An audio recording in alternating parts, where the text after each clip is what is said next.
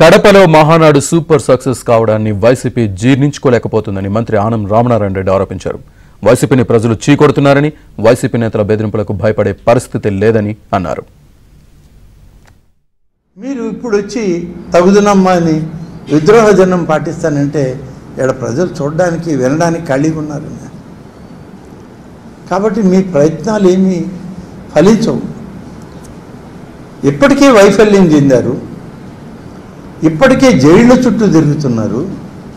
కొందరైతే కోట్లల్లో ఉన్నారు, కొందరు జైలు గోడల లోపల ఉన్నారు, కొందరు జైలు గోడలు బయట లోపలికి ఎప్పుడు వెళ్ళాలని వాళ్ళు ఉన్నారు, ఇంకొందరైతే పోయి అడవుల్లో ఉన్నారు. అడవుల్లో ఎందుకు ఉన్నారంటే నక్సలైట్లు ఉంటారు కాబట్టి మమ్మల్ని పట్టుకోవడానికి ఎవరు రారులే.